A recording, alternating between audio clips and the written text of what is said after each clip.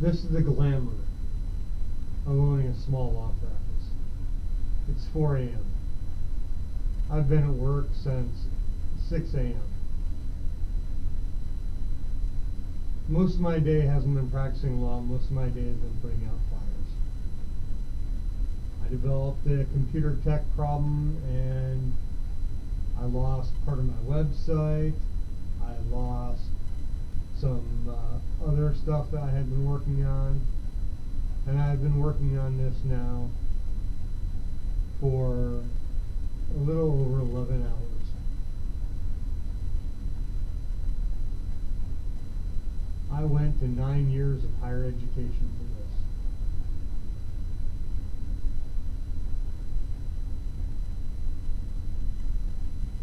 Alright, so clearly this is not going to be your typical law, tech, business type video. We're going to talk about all the great things with modern tech.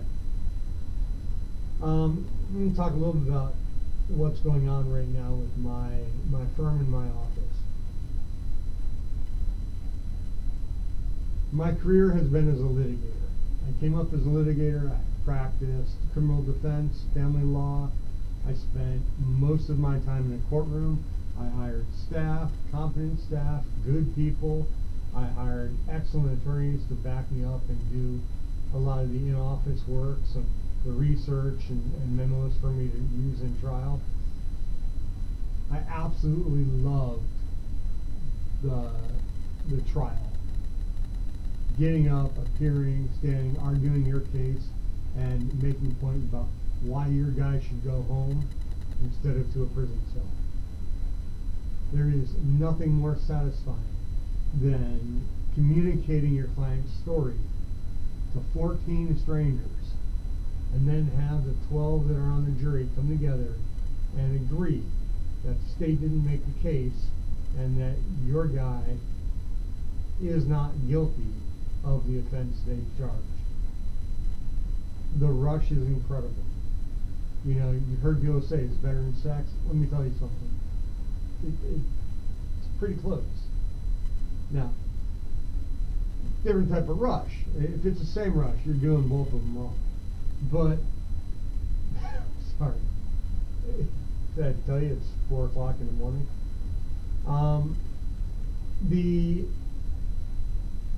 Unfortunately, about a year ago, I had to start backing off of trial practice.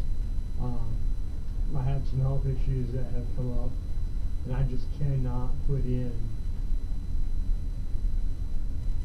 22-hour days like I did today. This is going to knock me on my ass for the next 3 days. I'm not going to get any work done. Hopefully I'll be right by Monday. But the stress there is I have some neurological things that came up. Anyway, vertigo, migraines that just I can't guarantee that I can do consecutive full days of trial. So I stopped doing litigation work. It was one of the toughest decisions I ever made. I'm honestly, every single day I wonder if that was the right decision or not. But I think it was for clients who deserved 100%.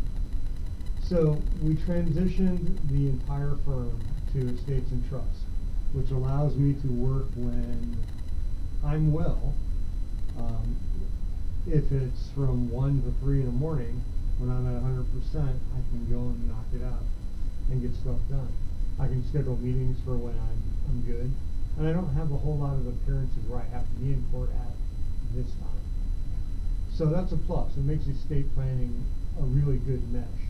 The second part of that is, having spent more than a decade as a litigator, my experience is in punching holes in things. Basically, I was paid to destroy shit. So that means that I can take that experience as a litigator and apply it to the estate planning stuff that we do. I'm building better documents because I look for how I would destroy them if I was coming at it in an adversarial process. So this is a good fit for us with where we're at. But I took advantage of the lull.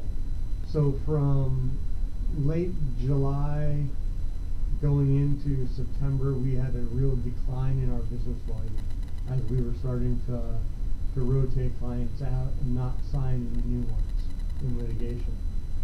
So as that lull came about, I started looking more and more at how we operate as a business. What makes a law firm, and how we can improve that. And one of the things that I realized is that our tech stack that we were using just wasn't up to standard. We weren't using AI effectively. We weren't using various business automations effectively. We weren't using even the software that we had to its fullest potential. You know, I have practice management software that I swear if I go dig through it far enough, there's probably going to be an integration somewhere that will make the coffee machine start. But I've never taken the time to go through it because I'm getting stuff done for litigation and get out the door so I can go argue. Having the time to go and dig through this stuff has been a real blessing. The downside is, oh my God, we were in such terrible technological shape. So we started rebuilding, ground up, rebuilding the firm as a tech-based firm. What does that mean? Client intake forms are now online. My clients, when they come, they want to hire me, you know, we'll talk, send them an intake form, they fill out the intake form, send the form back, and then we load that directly into our practice management software, and my staff is saving an hour to an hour and a half per client. Right there. Okay. That is not a small bit of time or money. An hour and a half per client for somebody on staff is significant. We will be able to reduce our staff purpose. I'm not reducing staff volume. We're not going to get rid of anybody. But we'll be able to shift somebody from data entry into more productive and more valuable work. So by just that one step has made a huge difference in our process. One, the electronic forms are more accurate. The clients are putting the information in, they're typing it in, and then they're sending it, and we're taking care of it electronically, straight into the databases, and it rocks. Two, we've adjusted how we are handling email. I have a new email policy. If it's unsolicited email, I unsubscribe. If I can't unsubscribe, I block them. I don't waste any time with email that doesn't serve a purpose anymore. Second, everything goes through the practice management software now. I set up rules in Outlook. Whenever I get an email on my firm email, it is immediately auto-forwarded to my practice management software. The practice management software takes that email in, and if the case number is on it, if our internal case number is on it, then it will immediately put it into that client's file and bill it. If the information isn't there, then it goes into a folder, and once a day I can just go in and click which client it goes to and send that out. Again, another huge time saver. I'm not losing, an hour a day to email, or I'm not losing an hour billable a day to email. Third, when I first started my practice way back in 2014, I started laying out templates for everything. Templates for letters I sent to clients, templates for common filings. And I set them up to be automated within the practice management software. And then I went and did lawyer stuff and I let the staff work on the practice management software. Well, come to find out that over time, my staff stopped using them templates. They were cutting and pasting, and they were rewriting the template stuff that I had, and that introduced drift into our documents that I didn't like. We sent a discovery document out a couple of years ago that I looked at, and I'm like, why the hell is this in here? And I was talking to my paralegal, and she's like, oh, well, that was in the one I cut and paste from. And I'm like, why are you cutting and pasting? I have a template for this. This is what I want done.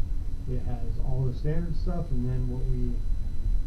Well, lo and behold, and she was right. That template didn't work anymore because of some of the changes we've made in the system. So we took this past time and we rebuilt templates. And we are building back into that proper template. Now there are times that you need to rewrite everything and do it all 100% by hand. And that's part of being a lawyer. We're professional writers. But for a lot of things, you don't have to do it that way. You can do it with a template. You can do it with proper planning in advance. My fee agreements, my engagement letters, standard client letters, standard letters to opposing counsel, standard letters to the court, those are all templatized, and they should be. The big thing is the use of AI. Now, right at that sentence, every lawyer watching this butt just puckered up going, oh no. Oh yeah. Look, AI is what's going to determine whether you are still a lawyer in 10 years or not. If you don't embrace it, and you don't learn how to use it, you don't learn how to control it, AI is going to kick your ass. And I'm going to be doing other videos on this because I spent a lot of time studying and a lot of time working it out. But I did set myself a limit of 10 minutes, and I'm now running 12 and a half. So, on our next video, I'm going to get into a practical exercise on local AI. Not shipping your client stuff out to ChatGPT, not shipping it into Gemini, not exposing your client information or causing any dumb issues like that. What I'm looking at is how can a lawyer protect their client confidentiality and get decent use out of modern technology. And the solution? I think that one's going to surprise you. I'll see you next time.